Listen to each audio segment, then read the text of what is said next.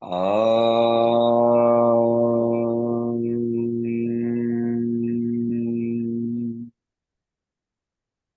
Om.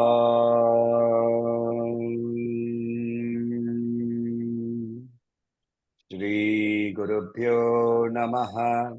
Harihi Om. Akhanda Mandalakaram Vyaptam Yena Characharam Tatpadam Darshitam Yena Tasmai Shri Gurave Namaha. Ajnanatimidandhasya Jnananjanashalakaya Chakshurunmilitam Yena Tasmai Shri Gurave Namaha. Gurur Brahma Gurur Vishnu Gurur Devo Maheshwaraha Gurur Sakshat Parabrahma Tasmai Shri Gurave Namaha. Om. The any journey in the spiritual path, good that you have raised this. The one question that we have to ask ourselves is, am I getting anywhere? Because there is no milepost. There is no signpost which is telling you 10 kilometers left, 20 kilometers left. There is no speedometer. There is nothing that is measuring you and telling you that you are progressing. So how do you know that you have progressed? It can only happen through introspection and seeing how has your three things. How has your relationship with yourself changed? Your relationship with yourself is because today there are two entities inside me. One, the external entity, the internal entity which I am blind to. Have I started waking up to the fact that at least there is some internal entity which is different from me? Even that, if it has come, then a certain degree of progress has happened. Second is, how am I interacting with the world? In the sense, the world is there. It cannot be negated. Even Adi Shankaracharya does not negate the world. When he says mithya, he doesn't mean that it does not exist. He means that it is eternally changeable. So that eternal changing outside, how is it now affecting me? And three, equally important, and Gurudev used to stress on this one, how are you interacting with that world? How are you affecting that world? Are you leaving it a better place spiritually? How are you leaving it a better place? Which is why even our rishis put it down in a very beautiful way. They called it Shat Sampat. Those Shat Sampat, if we have acquired, have I acquired Titiksha? Right? Bhagavan Shri Krishna says, Titikshaswa. He tells Arjuna, right? Nistraigunya bhava, titikshasva bhava. Titikshasva. Acquire that tolerance that is required. Have we acquired tolerance, or are we still that intolerant? I'm just watching some reel popped up on Instagram. The MNS people have gone around breaking the signboards of people who have not put up their name of their shop in Hindi script, in Marathi script. This is a degree of intolerance which is completely ununderstandable. Now, I'm not saying that they are right, they are wrong. I am not here to judge anybody. The question is, do we look at our own behavior and see how much are we being intolerant? How much of tolerance do we have? Tolerance, however, does not mean that I have to be very Christian in my approach, turn the other cheek, let people come and keep slapping me. No, that is not what is tolerance. Arjuna is not being told to tolerate evil. He is not being told to tolerate injustice. He is being told to tolerate the differences between people. लोगों को absorb करने के लिए, लोगों को include करने के लिए, आजकल बहुत लंबा लंबा लेक्चर होता है बड़े बड़े ऑर्गेनाइजेशंस में. They call it diversity, equality and inclusion, DEI, and people have started making crores of rupees on that also by making training on DEI and so on and so forth. ये हम तो पहले दिन से बोल रहे हैं. Vasudhaiva Kutumbakam is not just words, no? So the question that Raghuji has raised is a very important question. When we look at ourselves and we look at our journey, and I mean, if you want to take the trouble of actually documenting that journey, wonderful. It is something that everybody can learn from, because we are all on the same journey. कोई slow है, कोई fast है, और हमारा slowness और fastness जो भी है वो तो हमारे वासनाओं के कारण है ना. And Vishu's vasanas for gulab jamun cannot affect my vasanas for rasgulla.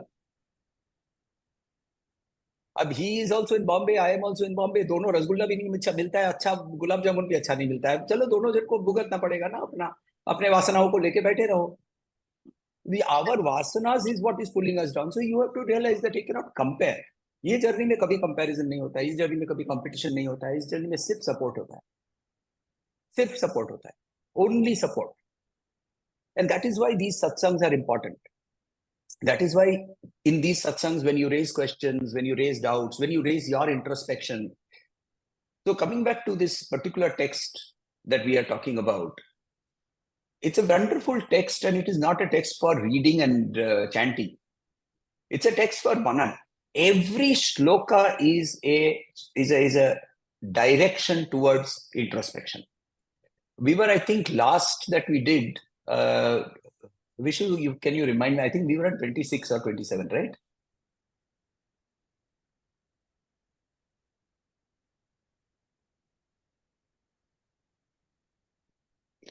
Although I think Raghuji had some question on 22, but I'm not sure as to whether he's there. He's had something to move.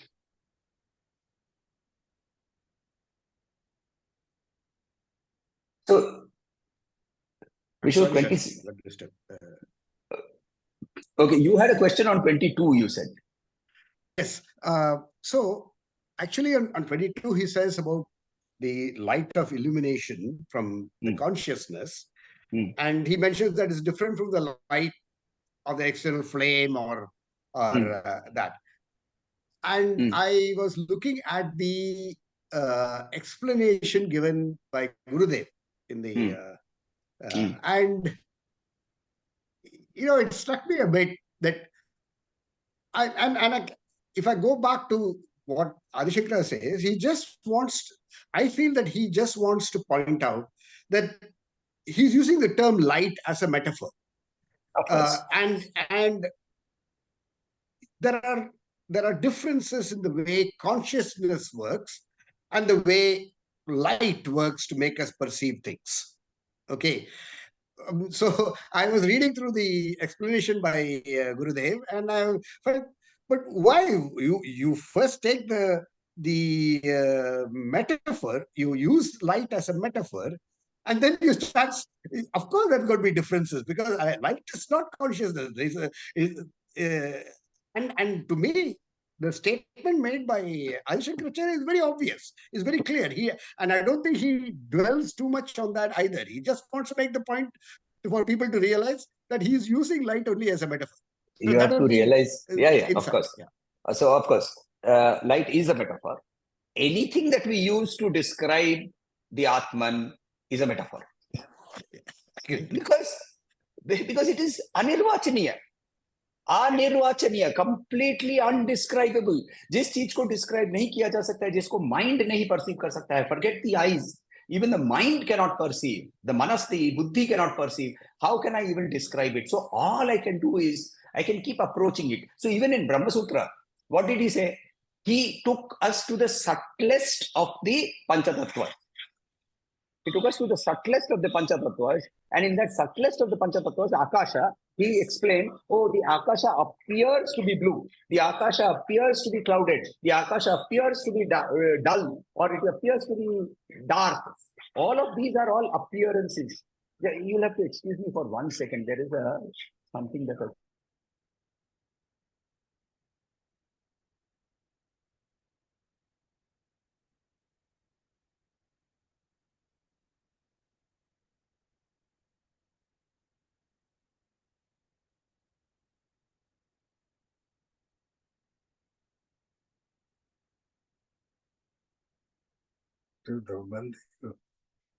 Excuse me for 1 minute. There is something Karina Kanga.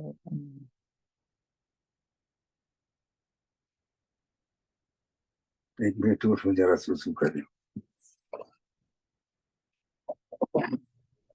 क्या पंखा चला?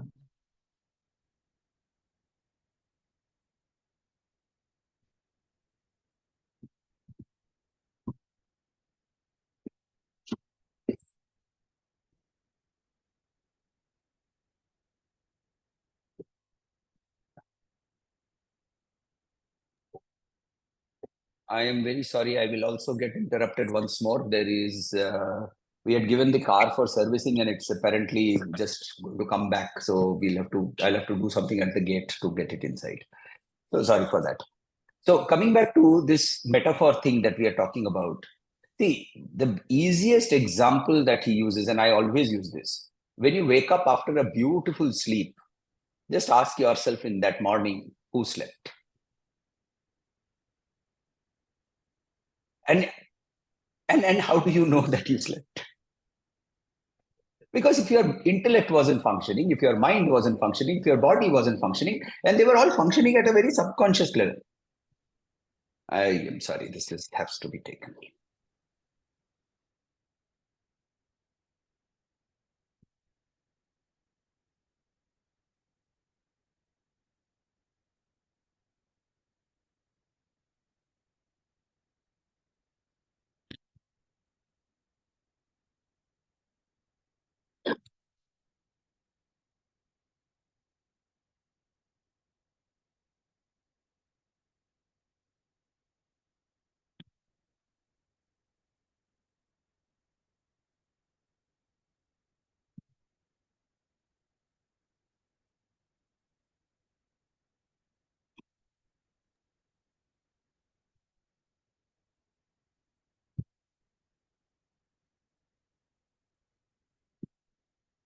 %43 છે.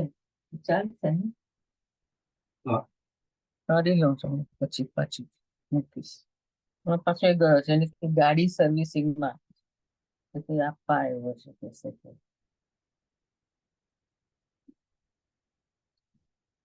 પેલો કાં છે driver?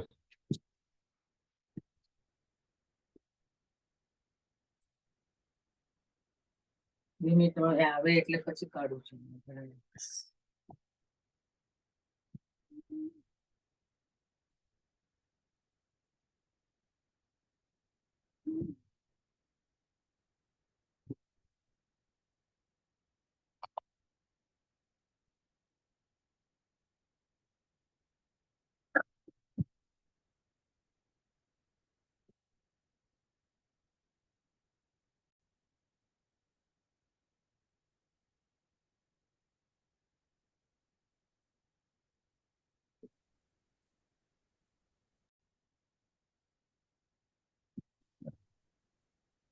Can I be heard?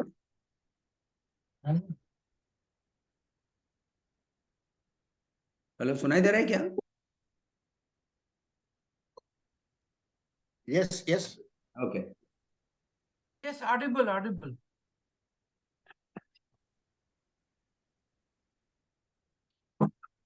Yeah. So coming back to this, the text itself. If you look at the text, every line in this text is meant for Manan. I think we were at 26, if I'm not mistaken. So it says 26 says Niramayo, Nirabhaso, Nirvikalpo, Atataha. So here he says, where I am all pervading. All pervading. Now, again, interesting example used by Tejavanandi here when he was doing this explanation. You are walking and your toe stubs against a stone. When your toe stubs against a stone, what happens? What do you do? क्या करते हैं? What do you do if your toe has stubbed against a stone and very badly? I mean, it's hurting. You feel pain. You feel pain. Cut. See your language. It's not your toe feeling pain. Your language, you feel pain. Atataha. All pervading. I am all pervading through this body. Right? The moment my toe got hit, I said, I feel pain. That's our language. Because I am all pervading. Just exactly as my consciousness pervades through this entire body. Keshadi pada paryanta. From the but hair. the neuroscientists will say that See, there are neurons running the length and breadth of our Whatever. body and all leading back to the brain. central nervous system. Yeah, So, and the brain doesn't feel pain. And the brain doesn't feel pain. The So brain is itself saying- doesn't feel pain because there are no neurons leading there. Okay. Correct. So it is the seat at which the perceptions are done, right? So the fact that the toe gets stubbed, and you know, you can go on to say a person who's amputated his foot often can feel as if he can wiggle his toes and everything, because the neurons that ended at the toes are the part of the neuron is still there in the body. So the ghost neuron, the ghost limb, it is called the ghost limb. This whole concept of, therefore, where is this whole, where are we identified with? Therefore, when I say I am feeling pain, you are identified with the body. The whole of you is you. The whole of you is you. Exactly the same way, Brahman occupies this entire consciousness. This entire consciousness occupies everything, is what he means when he says atataha. Niramayaha. Amaya, ama, and in Ayurveda is illness. Niramayaha is the meaning of devoid of illness. Now, what is illness? What is the meaning of being devoid of illness? Any thoughts here? No disease. Perfectly. You're no disease, nothing. You're perfectly. Where can disease occur? The body. Only in the body or in the mind, right? A worst case scenario, even in the intellect, let us say. Sometimes you have intellectual disease. So the disease means that there is a change that has happened. If I am unchanging, so it is therefore material. So when it says niramayaha, you have to think in terms of, when you're doing manan, you're thinking in terms of what in me has not changed at all. Nir abhasaha. Abhasa means that which has appearance. Abha means to glow. See, you are able to see because I am reflecting light. If I am not reflecting light, you cannot see me. Right? Physics ka black hole kya hai? You cannot see a black hole. You can only perceive its existence by what are happening outside it in what is called the event horizon. Right? Raghuji can correct me if I'm wrong. But you cannot see a black hole because it is absorbing everything. Similarly, I am available to you in sight because I am reflecting light. Abhasaha. Right? So from abha, the abhasaha, that which is perceivable. Nir abhasaha, that which does not have any appearance. That which does not have any appearance. Where do I exist? Where is me in this entire body? There is no appearance. It does not look like a finger. It does not look like a toe. It does not look like a hand. So where am I existing? So these are all questions that we need to ask. So it is whenever you are looking at these verses, and he has made it very simple because the second line of the verse is keeping on repeating the same thing. Naham deho ryasad grupo jnanam ityuchyate budhaihi. He keeps on repeating this. Right? For the next 4 or 5 shlokas, he will keep on repeating this. Niramayo nirabhaso nirvikalpo hamat tataha nirvikalpaha. Vikalpa means that which has no modifications. No modifications. So since I am presently occupied with my body, mind, intellect, let me look at myself and try and find out, is there me concentrated more somewhere? But we just saw in this example where my foot stubbed against a toe, it did not happen. I did not have a differentiation, right? Or let's take a even better example. You have got some itchy eye. You take off your glasses, you put your finger, you start rubbing your eyes, and by mistake, your finger goes inside the lid, and your eye gets hurt. What do? You take your finger and you start hitting it. Why not? Because this is also me and my eye is also me. And the me I'm going to sound like somebody who I really admire for the confusing statements he makes. I'm sure you will pick up who I'm talking about. The me in my finger and the me in my eye are the same. I know. Recently, I'm he sorry. seemed to resurface. Yeah, I'm sorry. I didn't intend to do this. So but I think, I mean, sorry, deviation, but my son puts it very nicely. He says, see, that person, he has had an experience. His inability to express that experience in words which we can even understand is where he's getting stuck. It's not that he's possibly not experienced, and that's possibly true. That is a very fair expression of possibly where that gentleman is, leaving aside all the other shenanigans of Kailasa and all that. So now the point is, coming back to each of these lines, let us look at again the line Niramaya, Nirabhasa, Nirvikalpa, Atataha. We have looked at all the 4 qualifications. He goes on in verse number 27. Keeps on repeating the na, nirguna, which is very similar to what we saw in the Nirvana Shatakam. It is very similar to what we are seeing in the Chandogya Upanishad of na iti, neti, neti. Chandogya Upanishad also goes through it is not this, it is not this, it is not this. Now the problem with it is not this is it's a very devious problem. I'll explain why. I start negating everything. So what are you left with? I negate everything. I reach to a point where everything has got negated. What are you left with?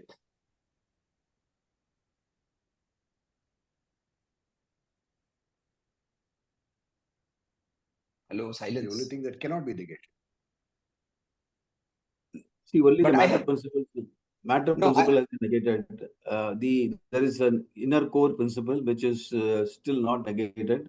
But And- now you are speaking from a certain degree of understanding of scriptural knowledge. Let us take up somebody who is a complete lay person, who has never read any of the Upanishads, not read the Gita, not read the Bible, not read any Buddhist scripture, and you get him to actually do this exercise of neti. What will he land up with? He will land up with what is called shunya. Shunya. He will land up with what is called shunya. Why? Because the intellect is still working. While the intellect has been negated, I am not the intellect, मगर intellect बुद्धि काम तो कर रही है. It is working.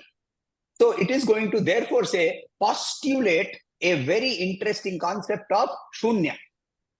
And therefore, shunya is the reality. Nothingness is the reality, is what the Buddhists arrived at through the same process.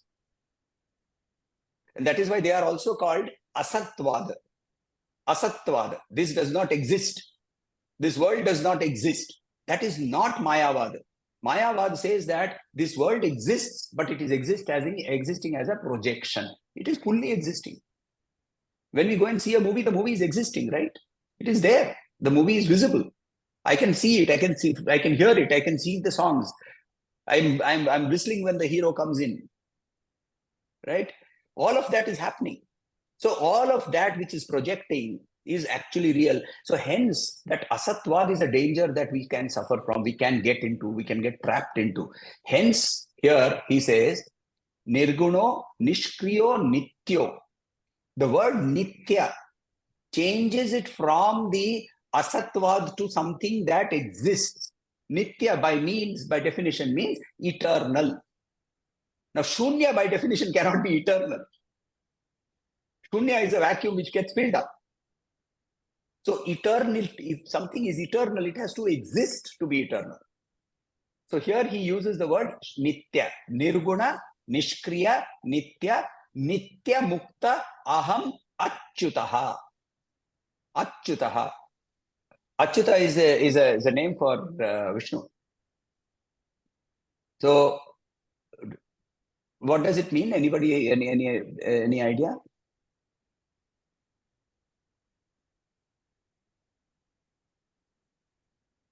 सबके बीच में रहते हुए तो लिप्त नहीं होते हैं. Sorry? सबके बीच में रहते हुए वो निर्लिप्त रहते हैं,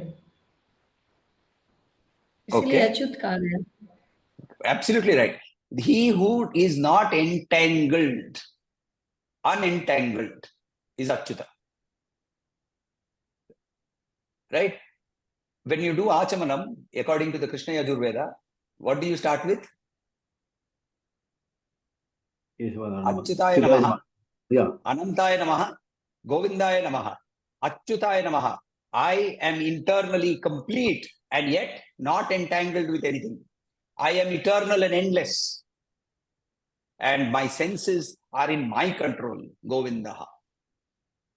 I am not my senses. I am not the physical body, mind, intellect. That is why when I'm taking my Achamanam, I am cleansing my internal entanglements that have happened all over. Achyutaya Namaha, Anantaya Namaha, Govindaya Namaha. Right? So hence he uses the word. There is a typo over there in this particular text. In the it is a typo. He calls it Uchyate rather than No, it's a typo. It is a typo. It's a typo. It is Achyutaha. And then in the original text, and it is given the meaning also wrong because it's taken the Uchyate and then called it as called. Yeah, so that is an editor's job. But anyway, it is the typo is Achyutaha. I have the Chimya Mission's book. There it is Achyuta only written. Achyuta. Yeah, that's what I'm saying. Yeah. So in the book, in the original book, it has been written as Achyutaha, and then later on, in some later edition, it became Uchyate. So it's a typo. So make the change if you're having a physical book, because Uchyate is at the second line. Uchyate is Jnaninam, Jnana Jnanam Ityuchyate. That is what the second line will say. Right. So now let us look at these words. Nirgunaha. What is Nirgunaha? What is the guna? We know the three gunas, right? Triguna. Sattva, Rajas, Tamas, or rather Tamas, Rajas, Sattva. Now, Sattva is also important.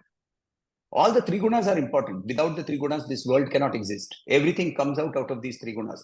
In the Kalika Puran, in the Devi Bhagavata, as well as the Kalika Puran, and one more, I've forgotten which one. Three of the Shakta Puranas, they describe as to how creation happened. So the Nirgunam, Brahman, when it first took a Saguna form, it took the form of what is called Adi Lakshmi. It took the form of Adi Lakshmi. This is the Shakta Purana. So the first formation was in the form of the Divine Mother. And since it has formed, it automatically is already entangled, right? It has become Maya. Hence, it is feminine. And then, however, she is Triguna Mayi at that point of time. And then she radiates the three gunas out of her. So the Sattva, Rajas, Tamas, they again form three Devis. These three again split into two parts, the male part and the female part. And then they intermarry. So Vishnu marries Lakshmi and so on and so forth. So there is Adi Lakshmi. Adi Lakshmi splits into Maha Gauri, Maha Saraswati, and Maha Lakshmi. Then each of these split into Lakshmi and so on and so forth, and then they intermarry, and therefore the entire cosmos gets created. So if this is the process, you can make out that this entire cosmos of whatever we are seeing is nothing but a play of the gunas. In us also, he is a sattvic person. Yes, he is a sattvic person till he gets angry. When he gets angry, then he becomes rajasic. Then when he is sleeping and he is to wake up in the morning, he becomes tamasic. We all have these differences of gunas happening to us across our day. Forget our lifetime. So in this changing continuous gunas, of play of gunas that we are, what is it that is not changing? Ask that question. That is the nirguna. That is the question. That is the atma vichara that we have to do. Nishkriyaha. What is kriya? What is action? What is action? Everything we are doing, this is the action. Right. Action का मतलब क्या? Again, action का मतलब change. Action का मतलब change. मैं हाथ हिला रहा हूं. इसका मतलब change है ना? हाथ का पोजीशन यहां था, यहां से यहां गया, यहां से यहां आया, अंदर की एनर्जी चेंज हुई. All of that has happened. Change. निष्क्रियः. हाथ कौन हिला रहा है? मैं हिला रहा हूं. मैं कौन?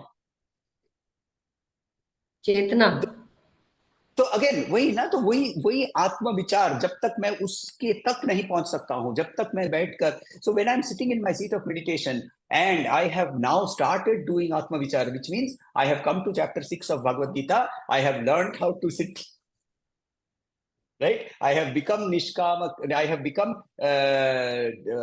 what is called a karma yogi. I have done jnana karma sannyasa, I have done karma sannyasa. I am no longer affected by what is outside. From the yogic system, I have done pratyahara.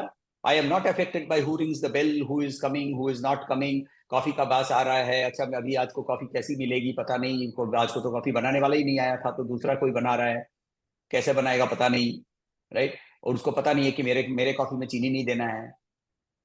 तो ये सारा जो चलता, ये है प्रत्याहार. इससे मेरी जब माइंड अंदर आ जाती है, then I have manage to bring cut out what is outside. Then there is dharana. Dharana is to train the mind to be able to concentrate. Only then can we go to dhyana, and dhyana is this is dhyana, this is meditation. Meditation is not sitting with a japamala. Japamala is only training your mind to learn to make it sit in one place. 84 lakh योनियों की training को इस जन्म में खत्म करना है. 84 लाख योनियों की ट्रेनिंग है इसको, कूदने की, छलांग मारने की. एक सेकंड में Pluto, it will reach Pluto, it will reach Andromeda galaxy in one fraction of a second. यक्ष प्रश्न के अंदर में Yudhishthir is asked, what is it that is faster than the wind? At that point of time, possibly the fastest thing visible or in the material world was wind. What is faster than the wind? And Yudhishthir spontaneously answers, it is the mind. Right? Our rishis knew that. Our mind can do lots of things. It can do positive things, it can do negative things. But one thing it cannot do is to remain still. That is what we need to train. So when you are doing Soham Japa, whether you are doing Om Namah Shivaya Japa, whether you are doing some other mantra, it doesn't matter. Mananat prayati iti mantraha. It is only to get your mind to be disciplined to move to some other level. In the tantric method, mantra has a different meaning. It has a different application. I am not getting there. I am not. We are following the Advaitic path. In the tantric method, in Sri Vidya, the mantra has a completely different approach. But for us, mantra means that which is enabling me to keep my mind concentrated. Then we get to dharana, and now my intellect can be fully concentrated and applied to this questioning. When I say nirguna, what is nirguna? ये निर्गुण कौन है?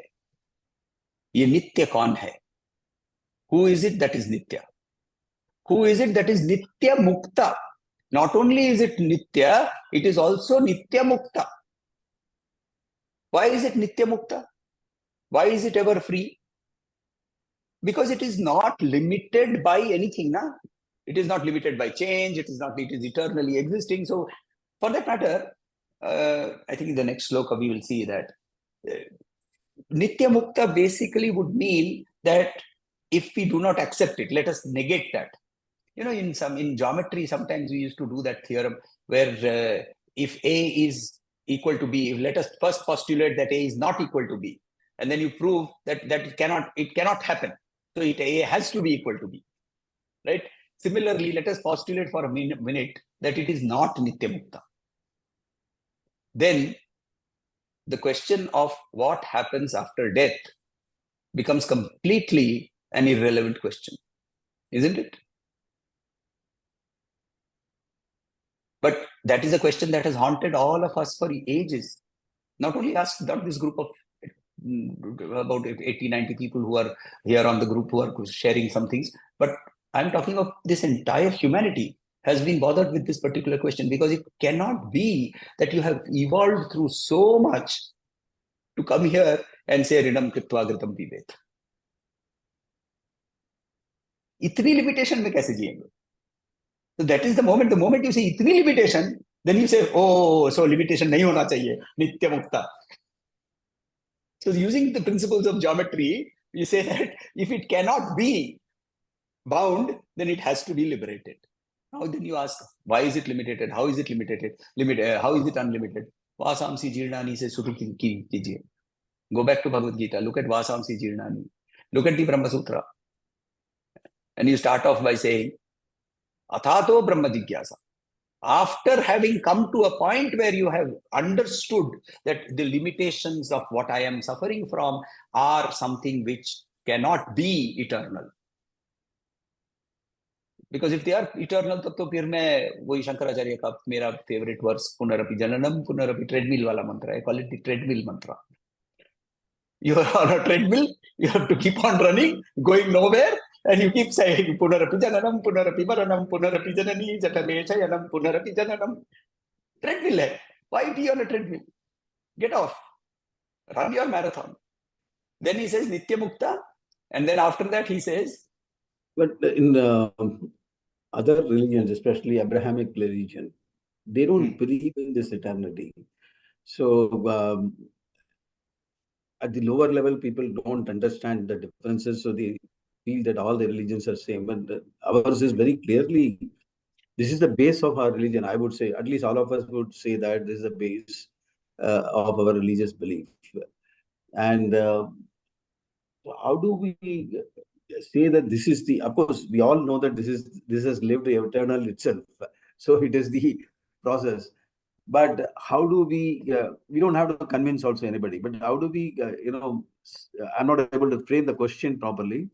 How do we see that this is, how do firmly make it that this is the actual truth? Because nobody has seen death. Okay.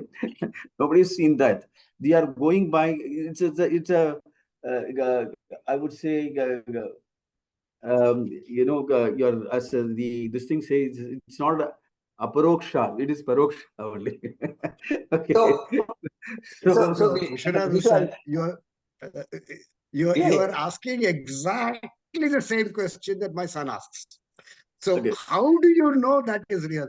And No, we all have believed and we have gone ahead and we are still believing and we are, but how do we make a non-believer maybe understand that this it's a non-believer means to say that who does not believe that, because in the and two strong religion have advocated this to say that there is no life. You go and then God, for them, first of all, the externalization of God is which we do, which we can easily prove it that it is not externalization. It is, you're a part of that.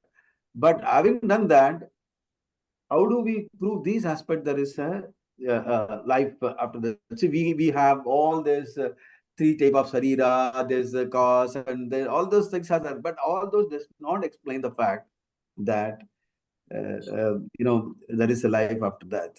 They say that all of So okay, let me first okay, I'll answer the question in three different ways. I'll try to answer the question in three different ways. Firstly, Bhagavad Gita very clearly says, don't try to confuse others. Yeah, that's right. so very clearly he has said that, right? So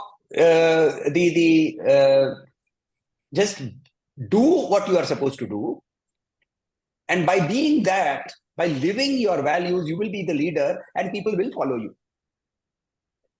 Right? Follow your lifestyle, and you are a leader for somebody or the other. Maybe your son, maybe a person who drives your car. It doesn't matter. Somebody or the other is looking up to you, seeing how you live, and they will follow. So Krishna is very anti-conversion, anti-convincing others, very clearly. Now coming back to, is Advaita the only truth? Now the problem is that Sri Ramakrishna Paramahansa put it very beautifully. He says, some call it water, some call it pani, some call it jal, some call it tanni, but it is the same thing. Right? Rigveda said it even before. Ekam sat vipra bahuda vadanti. Matarishwa, yama matarishwa vishwaswami. Right? Very clearly it said. Is the Christian truth the only truth? No truth is the only truth. All of us are only approximating to the truth. Like the asymptotic curve, we are all approximating to the truth. The truth is anirvachaniya. I cannot explain it to you. I cannot even give you that experience. I cannot even describe that experience. I can only tell you what led me to that experience. the beauty of Sanatana Dharma is that non-imposition. Yajnavalkya in Brihadaranyaka Upanishad, what does he say? He says, I did step A, I did step B, I did step C, I did step D, I got step E. You can follow steps A to D. Most probably you will also land up at E. He never says that you will go to E. Nor does he say that step E is the right step for you. What is important is that understanding of the truth and experiencing the truth are completely two different things. When that oneness of vision has come, everything else changes. But that oneness of vision is to us through all scriptural learning. Now, the third answer to the third part of the answer, there will be 4 parts actually, not 3. The third part of the answer is what is pramana. Now, pramana itself has been analyzed deeply by our rishis. Pramana means proof. There are 3 levels of proof we are talking about. The first level of proof is, okay, Bhagavad Gita students, please, bataiye, what are the 3 levels of proof? Raghuji, Minaji, Parthoda, 3 proofs. ये कोई revision नहीं कर रहा है, आप लोग क्या कर रहे हो? आत्म प्रमाण और चलिए, एक आत्म प्रमाण, दूसरा first and foremost pratyaksha praman, that which I am experiencing, second apta praman, third shastra praman. When all 3 align, then we say, yes, this could be the truth. We still don't say it is the truth. We only say it could be the truth. So, pratyaksha praman. Now, I don't have pratyaksha praman of oneness. I don't have pratyaksha praman of nirguna, nitya mukta. मेरे पास नहीं है. तो क्या करूंगा मैं? तो मेरे पास दूसरे 2 प्रमाण है. आप्त प्रमाण है. I have been fortunate. मेरे पास गुरुदेव का प्रमाण है. साक्षात था. Clearly visible to me that he is sitting in that oneness. Right? आप्त प्रमाण. And वो जो बोल रहे हैं, वो मुझे शास्त्र में मिल रहा है. Shastra Praman. So I try to follow that and see if I can also get the same experience. Now, this is true for everybody, right? Saint Teresa of Avila, Yogananda went to go and meet her and all that, right? She used to have manifestations of stigmata. Every Friday, her hands would open up, her legs would open up. She would have a wound in her side, similar to what Christ manifested on the cross. And they would bleed. And then on Saturday, they would all automatically heal. Now, you go to a doctor, today's world, he will say it is a psychosomatic manifestation. There can be a practical or a so-called scientific explanation for everything then in that case. But it doesn't work that way. There are too many complications in this world that we do not even understand. Hence, you go through that process of looking for that pramana. And when we go to that pramana, then you find that truth which I now perceive might have bigger ramifications. Which is why when Yogananda went to Saint Teresa and when he talked about Advaita to her, he says, yes, that is also a possibility. But a person who is going to church every day to take that wafer and dipped in wine and saying, oh, this is the body of Christ, this is the blood of Christ, he will never understand it. He will never understand it because he's at the bottom rung of that ladder. But what is important is that he goes and does that regularly and does what is to be done here, he will move up. But if you are stuck over there, then we have had that. Why do I go to France and to talk about Saint Avila? Let us go down to the south and look at the fights that used to happen between the Vaishnavites and the Shaivites. And the fights were about so stupid things. Huh? Does the ultimate divinity wear the tilak this way or this way? That was the fight. So, you know what happened about that? 2 of them actually having a huge debate on this. Both of them had a lot of faith on Sri Narasimha Bharati, the Param Guru of the present Acharya of Sringeri. So they went there and they asked him, Acharya, please tell us that when Ishvara takes form, does he wear a namam or does he wear a tirunir? Acharya said, I have only seen the feet When I see the forehead, I will tell you.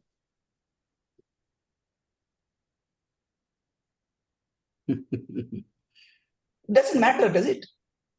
It doesn't matter. So again, I am so Vishu, I mean, very, very right. But our perception of and then the last level of my answer is that Adi Shankaracharya understood that now.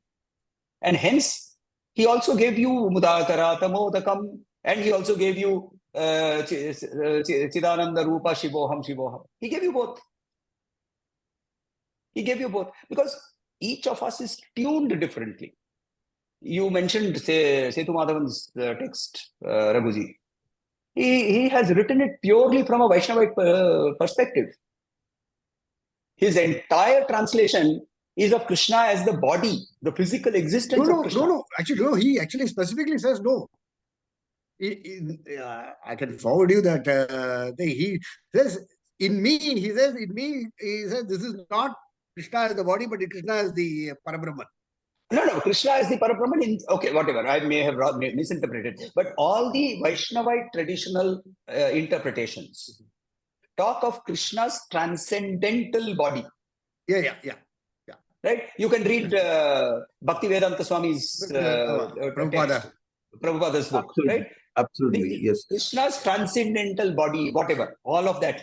That is because, so that is a very clear externalization. It's a very, very close similarity to Christianity and the Dvaita Mata. Very close similarity.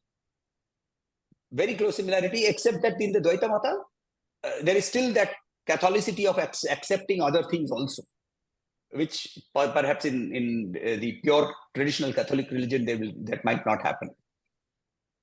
So when we go back to this particular text, where it says that he is Nishkriyaha, he is Nitya Muktaha, and he is Achyutaha. I think this is the last shloka, verse number 28. I think is the last shloka in the Yasadrupa series of shlokas.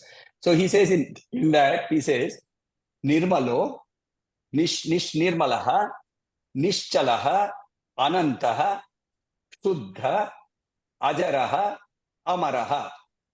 Descriptions. Nirmalaha. Nirmala, we have already seen, very similar to Niramayaha, that which cannot be dirtied. Nishchalaha. Now, Gurudev uses in his text, in his explanation, the question of the finger. Now, my question is like this. Can you go to where you are not? Yes. Jahan main nahi hu, wahi ja sakta hu. Correct? Jahan main hu, wahan ja sakta hu kya? जहां मैं हूं वहां मैं जा सकता हूं क्या? यदि चित्त स्थिर है तो मैं वहां रह सकती हूँ. मैं आपको यदि ये कहूं कि आपको मैं सवाई माधोपुर ले जाऊंगा, आप अभी वही हैं, सवाई माधोपुर में ही हैं, मैं आपको बोलता हूं मैं आपको सवाई माधोपुर ले जाऊंगा, तो आपका क्या जवाब होगा? लो, म्यूट पे आप. मैं वही हूँ. मैं वही हूं. अब यदि आपको ये बोलूं कि चलिए आपको मैं बंबई ले जाऊंगा, तो आप बोलेंगे हाँ ले जा सकते हो. करेक्ट? क्योंकि आप बंबई में नहीं हैं. मगर यदि आप आततः हैं, if you are आततः, if you have pervaded everything, then there is no travel. Then how can you travel? How can you travel? No travel. How can I can only go where I am not. But if I'm already there, how can I go there? I cannot go to Powai, right? Parthada, I cannot go to Powai if I am already in Powai. But if I think of myself as limited, then only there is movement.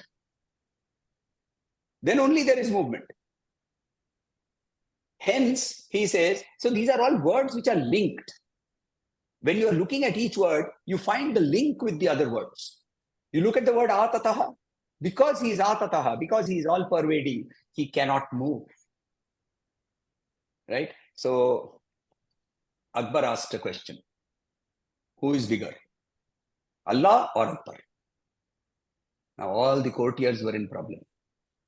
क्या बोलेंगे? बोलेंगे यदि अल्लाह बड़ा तो अकबर गुस्सा हो जाएगा, और यदि बोलेंगे अकबर बड़ा तो झूठ बोल रहा है, क्या करें? तो सब कोई चुप. बीरबल हाथ उठाया. हाँ बोलिए बीरबल. अकबर बड़ा है. कैसे? अल्लाह ने तो पूरा दुनिया बनाया, ये बनाया, वो बनाया, और तुम ये बोल रहे हो कि अकबर बड़ा है? बोले हाँ अकबर बड़ा है, क्योंकि अकबर ये बोल सकता है उसके किसी आदमी को, बीरबल को बोल सकता है मेरे राज्य से निकल जाओ. अल्लाह वो नहीं बोल सकता है. अल्लाह किसी को नहीं बोल सकता है कि मेरे राज्य से निकल जाओ, क्योंकि सब कुछ उसी का राज्य है. कितना ब्यूटीफुल आंसर है देखिए. Birbal actually made the correct answer by giving both the postulate, both the concepts, right? Allah is so big that you cannot go beyond his kingdom. No, but because of that, he is limited. He cannot drive you out. We are all part of that same Brahman. We have created that identity which says, oh, I am different. I am different. So here he says, Nirmala, Nishchala, Ananta, Shuddha, Ajara, Amara. Ajara, we have already seen, Niramayaha. Amara, Ananta, Amara. So, quiz question. Ananta means what? That which does not die, that which does not end. Amara means that which does not die. Anything that is born will die. Jatasya hi dhruvo mrityu. Bhagavad Gita. Correct? There is only one thing that is born, that is not born, but dies.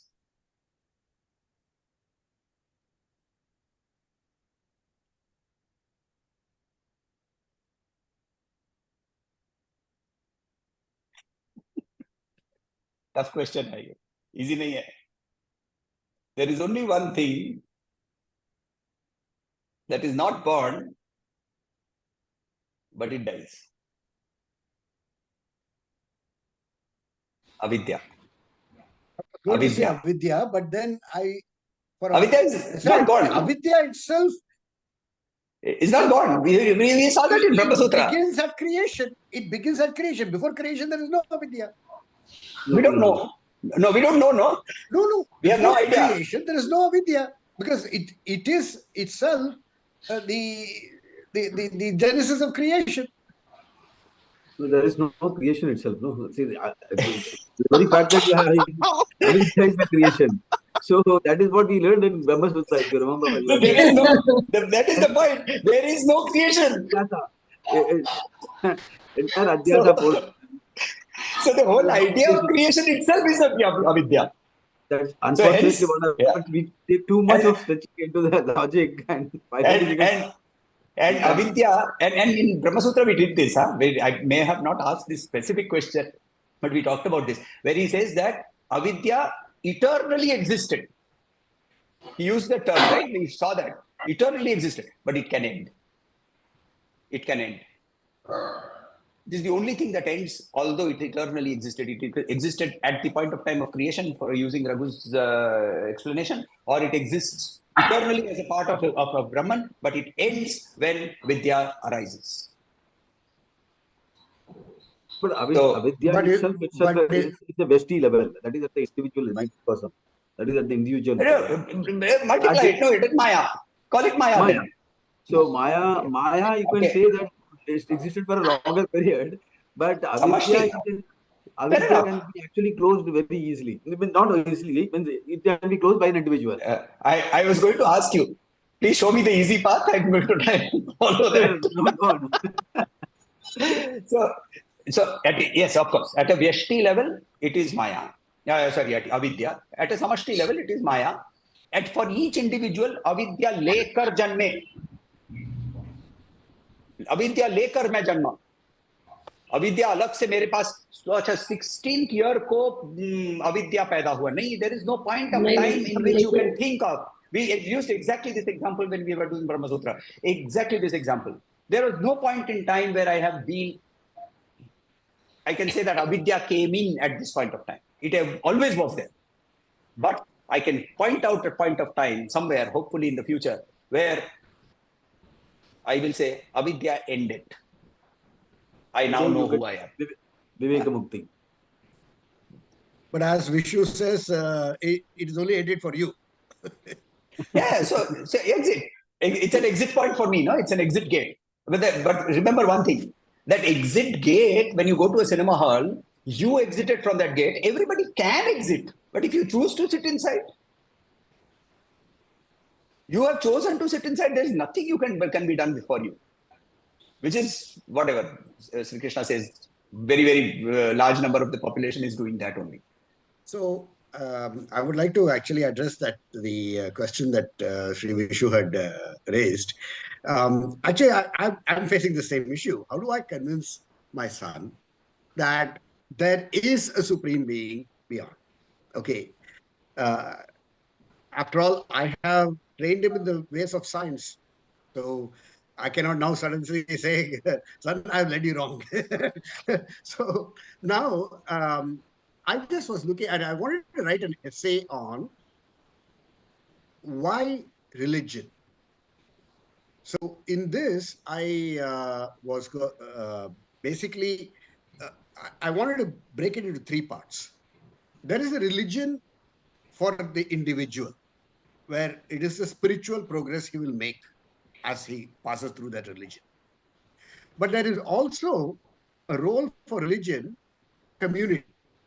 The moment the person decides to leave the cave and come and live with a group of individuals, then there are rules that he has accepted a subordination of his personal freedoms to the greater good of the community. So there are some rules. And so religion teaches you the codes of conduct that allows you to follow. But then if all you need to know is that, that's fine. Then you know why religion exists. And that's the reason is for your intellectual growth as well as for the good of the community. Why not then follow it? Okay. Now we come to a third thing, which is we have heard people talk about the Ashtasiddhis. And we don't know that there is the supreme power, but there are people who talk, and every religion talks about these supreme powers of people doing miracles and all that.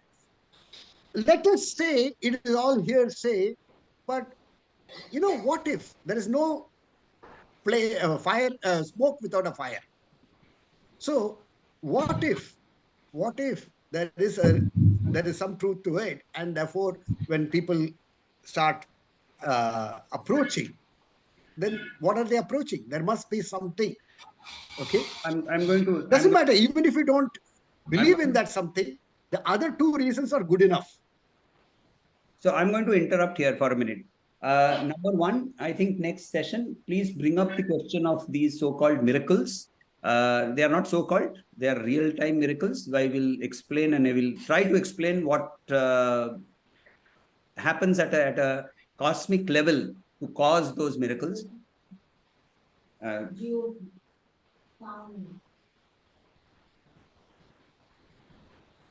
Please. So one is वो बताइएगा, मेरे को याद कराइएगा. I will definitely talk about that. The second, I will definitely encourage you to start writing. The more you write, the more it will help you. It may help other people, may not help other people. It will definitely help you. That there is no doubt about that. I mean, the Guru notes that I have been writing and sharing, I don't know what is happening with other people who are reading them. I know what is happening with me. I know that my Sanidhya to Gurudev's feet is becoming closer. So that is something that will always happen. Because it's also a way of manan, right? When you start writing, it is a way of manan. So you start reflecting, you start introspecting. Third question, to your son, you need to start asking him reflective questions. Instead of asking him logical questions, Ask him reflective questions, simple questions like what I've been talking about, right? Your body, mind, intellect went to sleep. When you woke up, you said, I slept. Who was the witness of the sleep? Find out and tell me. Now, he will first try to get into the logical part of saying the brain slept and this and that and all that. So ask him questions about saying, where is the mind? The brain is not the mind, right? We all understand that. I mean, even the neuroscientists understand that the brain is not the mind. So what is the mind? Where is the seat of emotions? The emotions are science. Modern day science says that the emotions are caused by emotions affect our body and produce certain hormones. So when you go to exercise, you will get endorphins. When you fall in love, you will get oxytocin. When you get angry, you will have cortisol. But why do I get angry? Science doesn't answer that. Why do I feel love for somebody? Science doesn't answer that. So, but Bhagavad Gita does, no? Chapter 2, verse 62 and 63 very clearly tells you why you feel emotions. So you look at something, you have attachment, that attachment leads to fulfillment or non-fulfillment, that non-fulfillment leads to etc., etc. All of that is there. So the reasoning, if you keep on going into the logic, there is no end to that. Move him away from there and ask him the reflective questions and see what happens. Yeah. Right? One Manan question that I want you to think about through the week is, think of the relationship. This is an old analogy that I have used a number of times.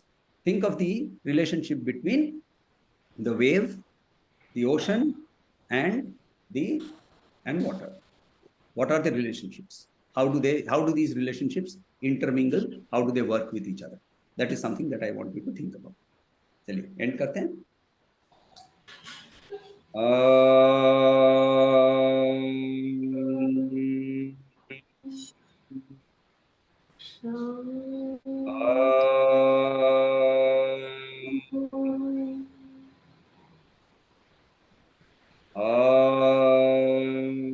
शांति शांति शांति हरि ओम श्री गुरुभ्यो नमः हरि ओम.